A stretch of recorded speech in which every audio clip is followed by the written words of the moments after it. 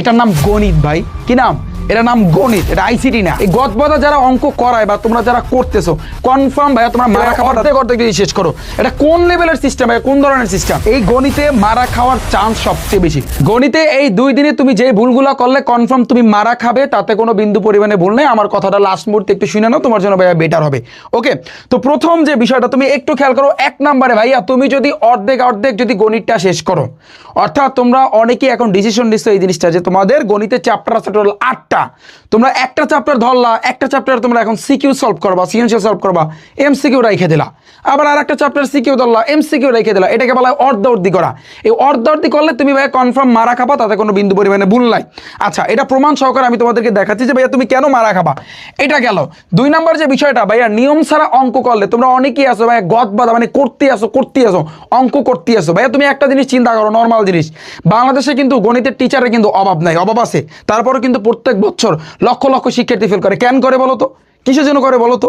এই গদবাদা অঙ্ক মানে করতেই আছে, কোনো নিয়ম নাই, কিছু না, শুধু অঙ্ক করতেই আছে। সেট ফাংশন ধরছো, বীজগণিতিক রাশি ধরছো, ত্রিকোণমিতি ধরছো, বৃত্ত অধ্যায় ধরছো, পরিমিতি ধরছো, ভাই কোনো নিয়ম নাই, কোনো নিয়ম না ফলো করে তুমি গদবাদা করতেই আসো। এই গদবাদা যারা অঙ্ক করায় বা তোমরা যারা করতেছো কনফার্ম ভাইয়া তোমরা মারা খাবা, তাতে কোনো বিন্দু পরিমাণে ভুল নাই। আমার এই মুখের কথা, আমার কথাটা তুমি মাথায় গেঁথে রাখো যে ভাইয়া তুমি মারা খাবা, তুমি মারা খাওয়ার জন্য তুমি প্রস্তুত হও যদি তুমি নিয়ম ছাড়া অঙ্ক করো, গদবাদা যদি তুমি অঙ্ক করো। এবং সবচেয়ে মোস্ট ইম্পর্টেন্ট যে ভাই অর্ধেক যদি শেষ করো। এটা কোন লেভেলের সিস্টেম ভাই? কোন ধরনের সিস্টেম? একটা চ্যাপ্টার তুমি ধরলা, চ্যাপ্টারের অর্ধেক করে বাকি অর্ধেক রেখে দিলা, একটা চ্যাপ্টারের অর্ধেক তুমি এমসিকিউ করলা, সিকিউ তুমি রেখে দিলা, আবার সিকিউ করলা, সৃজনশীল করলা, আবার এমসিকিউ তুমি রেখে দিলা। এটা কোন ধরনের সিস্টেম?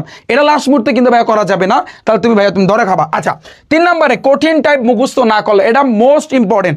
যেমন ফর এক্সাম্পল বৃত্ত অধ্যায় তোমাদের আমি শিখাইছি 5টা থিওরি, আমি পুরো বাংলাদেশকে চ্যালেঞ্জ দিছি যে 5টা থিওরি তুমি মুখস্থ করো, তাহলে কিন্তু বৃত্ত অধ্যায় তোমার কাছে পানিবাদ হয়ে যাবে। বলছি না আমি, এই কিছুক্ষণ আগেও কিন্তু আমি তোমাদেরকে বলছি 5টা থিওরি ক্লাস আমি কিন্তু দিয়েছি। ওই 5টা থিওরি করলে বিগত বছরে সব সৃজনশীল তুমি সলভ করতে পারবা, তারপর সংক্ষিপ্ত প্রশ্ন ভাইয়া তুমি সলভ করতে পারবা। প্রত্যেকটা চ্যাপ্টারই এরকম ভাইয়া থিওরি আছে। সেট ফাংশনে যদি বলো, এখানে টাইপ আছে 7 থেকে 8টা টাইপ। তুমি বীজগণিতিক রাশি বলো, এখানে 7 থেকে 8টা টাইপ আছে। তুমি ব্যবহারিক জ্যামিতি বলো, এখানেও টাইপ আছে। বৃত্ত অধ্যায় টাইপ আছে। ত্রিকোণমিতিতেও 6 থেকে 7টা টাইপ আছে। তারপর হচ্ছে পরিমিতিতেও টাইপ আছে। তারপর হচ্ছে এই যে তোমার পরিসংখ্যান, প্রত্যেকটা চ্যাপ্টারে কিন্তু ভাইয়া তোমার টাইপ আছে। এই টাইপ ওয়াইজ, টাইপ মানে নিয়ম, এই নিয়ম অনুযায়ী ভাইয়া তোমার মানে করতে হবে। এখন আমি কিছু পয়েন্ট বলি, কথাগুলো আমার কথা শোনো, তুমি রাগ করো না, আমার কথা কিন্তু রাগ করো না। প্রথম যে বিষয়টা ভাইয়া, তুমি নর্মালি তোমার ব্রেইন দিয়ে চিন্তা করো যে বাংলাদেশে কিন্তু লাখ লাখ টিচার আছে। এই টিচার থাকা সত্ত্বেও একজন দুর্বল শিক্ষার্থী সে গণিতে এসে ফেল করে। গত বছরই তো 6 লাখ শিক্ষার্থী ফেল করছে, সে ফেল করে। আবার একজন ভালো স্টুডেন্ট যে A+ পাবে, সে A+টা হারায়। কেন? এর কারণটা কি বলো তো? সবাই তো পড়াইতে পারে, এর কারণটা কি? আমি তোমাকে গদবাদা বলতে পারি, এই পর এই 100 200 সৃজনশীল কর, এই যে তোমার হচ্ছে এই 1000 এমসিকিউ কর বা 200 এমসিকিউ করতে থাক, আমি পড়াইতে পারি। এটার নাম গণিত ভাই। কি নাম? এটার নাম গণিত। এটা আইসিটি না, এটার নাম হচ্ছে গণিত। আমি আবারও বলতেছি, এই গণিতে মারা খাওয়ার চান্স সবচেয়ে বেশি। তুমি যতই ত্রিং লাফাচ্ছ, এই লাফানোর কোনো কাজে আসবে না যদি তুমি টাইপ ওয়াইজ না করো। তোমাকে আমি একেবারে নর্মালি বুঝাই, তুমি কিভাবে শেষ করবা আমি সেই গাইডলাইনটা তোমাকে দিব। আমি আর একটা বিষয় তোমাদেরকে দেখাই যে তোমরা জানো যে এই যে কয়েকদিন আগে মাদ্রাসা বোর্ডে কিন্তু পরীক্ষা গেছে। মাদ্রাসা বোর্ডে কিন্তু হুবাহু আমি যা করাই দিছি, আমার ক্লাস আগে ছিল এবং আমার বইয়ে যা দিছি সেগুলো থেকে হুবাহু কিন্তু কমান আসছে। আমি তোমাকে দেখাই প্রমাণ। যদি দেখতে চাও তুমি রিফাত একাডেমি ইউটিউব চ্যানেলে যাবা, এখানে যাওয়ার পর এটা দেখো পোস্ট আছে, পোস্টটা একটা চাপ দিবা।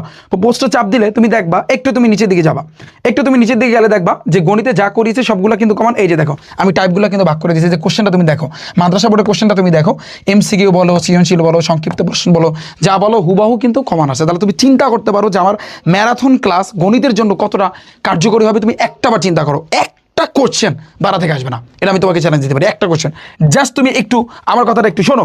প্রথম যে বিষয়টা, আজকের দিন তোমরা তো আজকে আইসিটি পরীক্ষা দিছো না? আইসিটিতে আমি তোমাদের যা করাই দিছি হুবাহু কমান। আইসিটিতে আমি 400 থেকে 450 এমসিকিউ করেছি, একেবারে একটা এমসিকিউ বাইরে থেকে আসে না, এটা চ্যালেঞ্জ দিয়ে বলতে পারি। তুমি আমার সিলেক্ট চেক করে দেখতে পারো, আমার ইউটিউব চ্যানেলে যাও, তুমি দেখতে পারবে একটা এমসিকিউ বাড়া থেকে আসে না, আসবে না। সহজ কথা, তোমাদের গণিতে এই মুহূর্তে 500 এমসিকিউ করা উচিত এবং টপ 60 থেকে 70টা সৃজনশীল এবং সংক্ষিপ্ত প্রশ্ন ভাইয়া তোমার করা উচিত। তোমার এই মুহূর্তে তোমার করা হচ্ছে। এখন তুমি কিভাবে করবে আমি তোমাকে গাইডলাইন দিচ্ছি। আজকে আইসিডি পরীক্ষা যারা দিছো, আজকে তুমি যখনই আমার ভিডিওটা দেখো না কেন, তোমার আজকের কাজ হয়েছে 3 চ্যাপ্টার করতে হবে। আমি আবার বলি, আমি এই যে সিস্টেমটা বলতেছি এই সিস্টেমটাই তুমি ফলো করো, ইনশাল্লাহ তোমার গণিত 90 মার্ক থাকবে। আমার তো টার্গেট 100 তোমার 90 মার্ক থাকবেই থাকবে। প্রথম তুমি আজকে প্রেশার নিবা না। তুমি আজকে ধরো সাপোজ সেট ফাংশনটা ধরবা, সেট ও ফাংশন, তারপরে হচ্ছে কি, তারপর তুমি ধরবা ব্যবহারিক জ্যামিতি। এই জ্যামিতির মানে ঝামেলাটা আগে ভাগে শেষ করো, ব্যবহারিক জ্যামিতি। ওকে, তারপরে হচ্ছে কিন্তু আমি যদি বলি বৃত্ত, এই 3টা অধ্যায় তুমি আজকে ঠান্ডা মাথায় রিল্যাক্সে তুমি অঙ্ক করবা। তবে আমি একটা কথা বলি যে তুমি সেট ফাংশন ধরলা, সৃজনশীল করে এমসিকিউর কোনো খবর নাই, আবার 2 বছর পর আবার কালকে এইটা করার কোনো দরকার নেই। তুমি সেট ফাংশন ধরছো, সেট ফাংশনটা 14 গোষ্ঠী যা আছে সব শেষ করবা। সৃজনশীল করলে সংক্ষিপ্ত প্রশ্ন এমনিতেই তুমি পারবা।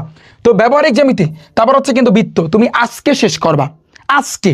এরপর আছে কিন্তু 2 নাম্বার আগামীকালকে, যেহেতু তোমার গণিতের আগে বন্ধ আছে, তো আজকে কয় তারিখ ভাইয়া? 30 তারিখ।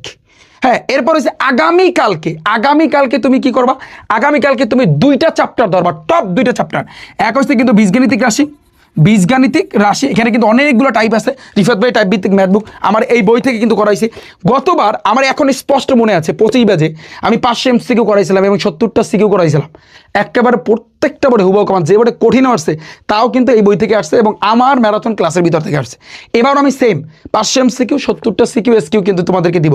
তুমি জাস্ট ক্লাস দেখবা আর আমার সাথে প্র্যাকটিস করবা। এটা গণিত, তুমি ক্লাস দেখবা আর প্র্যাকটিস করবা। তোমাকে দেখবা ক্লাসের ভিতরে আমি টাইপস কীভাবে তোমাদেরকে আমি করাই দিচ্ছি, তুমি জাস্ট একটু খেয়াল করো। এটা আইসিডি না যে জাস্ট করাই গেলাম আর তুমি পারবা, এটা বাবা হবে না, এটা বাবা হবে না, বুঝছো? এটাই যদি হইতো তাহলে বাংলাদেশে কিন্তু বহুত গণিতের টিচার আছে, তারপরও কিন্তু পোলাপান কিন্তু ফেল করে। তো এটা মাথায় রাখি ওই জিনিসটা, এটা আইসিডি না, এটা গণিতে যদি ভালো করতে চাও তাহলে গণিতে এই গদবাদা নিয়ম ছাড়া অঙ্ক এটা বাদ দাও, তুমি গদবাদা বাদ দাও। তুমি বলো ভাই লাস্ট মুহূর্তে প্রিপারেশন দরকার, আমি প্রিপারেশনটা হ্যাঁ আমি জানি, বাট তুমি সিকুয়েন্স নিজে আগাও। ধরো সেট ফাংশনে 7টা টাইপ আছে, 8টা টাইপ আছে, তুমি 8টা টাইপের মেন গোড়াটা তুমি মুখস্থ করে নাও। যে টাইপ 1-এর ম্যাথটা আমি এইভাবে করবো, ডাইরেক্ট মুখস্থ শেষ। টাইপ 2-এর ম্যাথটা এইভাবে করবো, ডাইরেক্ট মুখস্থ। টাইপ 3-এর ম্যাথটা এইভাবে করবো, আসলে ডাইরেক্ট মুখস্থ। যেমন 2 এর পর এনকে সমর্থন করে কিনা, ডাইরেক্ট মুখস্থ। নিয়ম 3টা স্টেপে কিন্তু করতে হয়। হ্যাঁ, এবার অন্যায় এবং ডোমেন, এই যে তোমার ডোমেন এবং রেঞ্জ বের করতে বলে, একটা অন্যায় দেওয়া থাকে, 3টা স্টেপে তুমি কিন্তু ভাইয়া করতে পারবে। তুমি ডাইরেক্ট মুখস্থ, নিয়ম মুখস্থ করবা। তুমি পরিমিতির অঙ্কে যাবা, তুমি সামান্তরিকের ম্যাথ 4 স্টেপে করতে হয়, ট্রাপিজিয়ামের ম্যাথ 4 স্টেপে করতে হয়, তুমি ডাইরেক্ট মুখস্থ করবা। তুমি ডাইরেক্ট রম্বসের ম্যাথগুলো কীভাবে করে, এই যে হাফ ইন্টু D1 D2 কীভাবে কোন সিস্টেমে আসে, বর্গের ম্যাথগুলো কীভাবে করে, আয়তক্ষেত্রের ম্যাথ কীভাবে করে, জায়গা জমির ম্যাথ কীভাবে আসে, তারপর ত্রিকোণমিতির ক্ষেত্রে থিটার মান যদি বের করতে পারে, আলফার মান বের করতে পারলে কীভাবে করতে হয়, এগুলো ডাইরেক্ট মুখস্থ। বৃত্ত অধ্যায়ের ক্ষেত্রে গোল্লা দিয়ে আসলো, ফর এক্সাম্পল এভাবে গোল্লা দিয়ে আসলো, এভাবে আসে, আবার এভাবে আসে, এভাবে থাকতে পারে, আবার অন্য সিস্টেমে কিন্তু থাকতে পারে। তো এইরকম এগুলা কীভাবে করতে হয় তুমি ডাইরেক্ট মুখস্থ। এখন তোমার টাইম হচ্ছে মানে তোমার এখন যেটা করা উচিত ডাইরেক্ট মুখস্থ করা উচিত, তোমার নিয়ম মুখস্থ করা উচিত। তুমি বলো ভাইয়া আপনার ক্লাস অনেক লম্বা হয়, ঘন্টার পর ঘন্টা। ভাইয়া লম্বা কেন দিই? আমি কি তোমাকে পুরোপুরি ক্লাস দেখতে বলি? ধরো তুমি গণিত পারো, ফর এক্সাম্পল তুমি গণিত পারো, আমি জানি, ধরো তুমি গণিত পারো, তো গণিত পারলে ধরো আজকের ক্লাসটাই আমি দিছি এইটা সেট ফাংশন ব্যবহারিক জ্যামিতি বৃত্ত, তুমি সেট ফাংশন পারো, ঠিক আছে ভাই, তুমি টাইনে দেখো, তুমি টাইনে যেমন 8টা টাইপ শিখাইছি, তুমি 8টা টাইপের মেইন জিনিসটা দেখো, তারপর তুমি মুখস্থ করে নাও।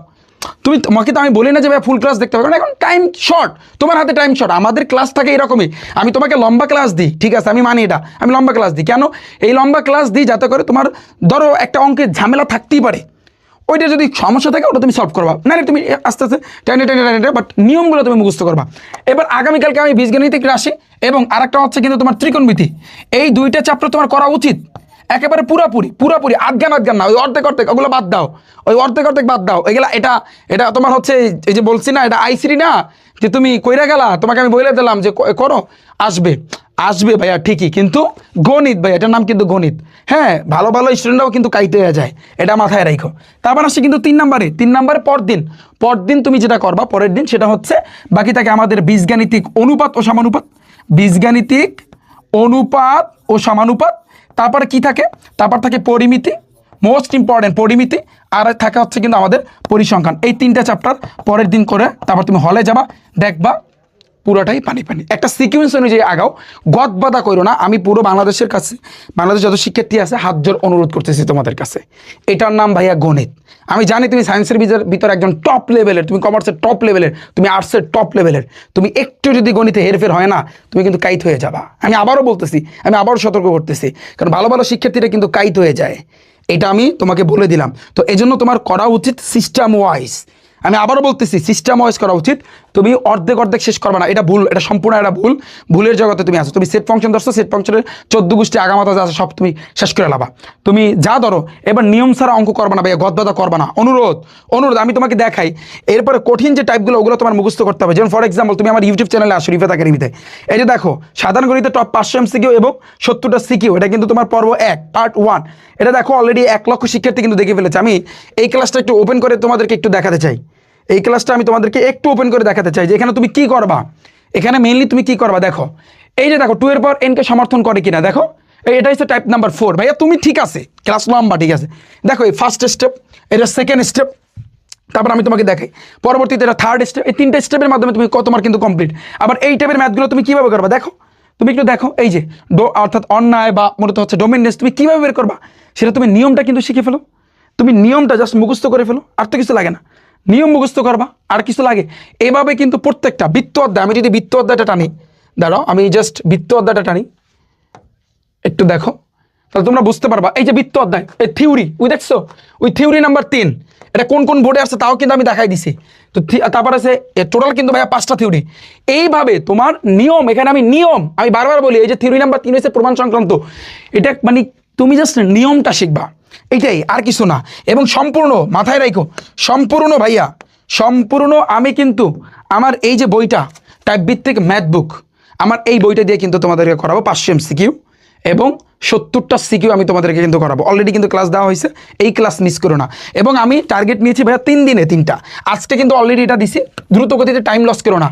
আমি চ্যালেঞ্জ দিলাম আজকের এই ভিডিওতে, আমি যা করাবো ইনশাল্লাহ 100-এ 100 একেবারে কমান, তুমি যেই বোর্ডের শিক্ষার্থী হও। তবে তোমার একটু ধৈর্য সহকারে টাইপগুলো দেখতে হবে, লাগলে মুখস্থ করে নিবা যে এখানে নিয়মটা কি। হ্যাঁ এটা, তারপর আগামীকালকে বীজগণিতিক রাশি এবং ত্রিকোণমিতির উপর কিন্তু আমার ক্লাস পাবা। এবং পরদিন বীজগণিতিক অনুপাত সমানুপাত পরিমিতি আর হচ্ছে পরিসংখ্যান। অনুরোধ পুরো বাংলাদেশের শিক্ষার্থীদের কাছে, এই ভুল করো না। এই ক্লাসগুলো তুমি দেখো, তুমি ক্লাস দেখবা, থামায় তুমি অঙ্কটা করবা, আগে মুখস্থ করবা, নিয়মটা মুখস্থ করবা।